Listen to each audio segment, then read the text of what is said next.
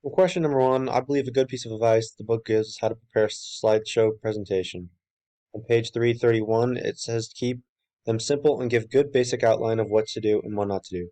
I believe this is good advice because when there are random pictures or too much information on one slide, it makes the slide too cluttered and pointless. Another good piece of advice from the book, it says to practice is key.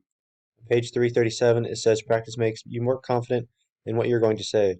I believe this is good advice because you can practice with supporting aids to give a smoother presentation. Lastly, the book gives good advice when it mentions visual aids. On page 328, the book talks about visual learners and how visual aids can help them out. I believe this is good advice because it also keeps the audience more engaged by having something to look at.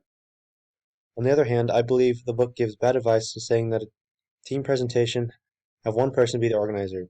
On page 338, the book explains the organizer presenter will do an introduction and transition between the presenters. I believe this makes the presentation choppy and unneeded. As when a new presenter comes up, the previous presenter can introduce them and eliminate any downtime.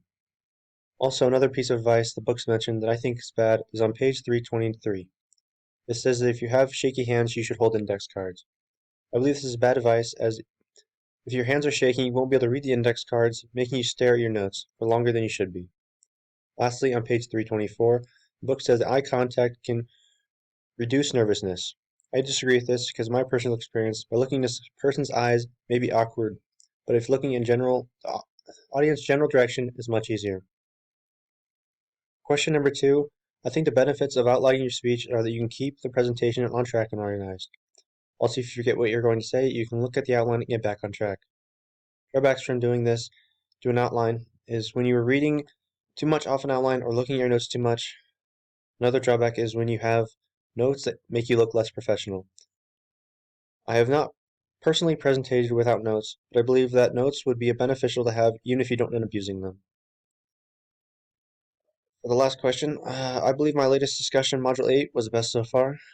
I believe that speaking rate was the best in this one, better than ones before. I was typing much faster than the previous ones, and I definitely need to work on that.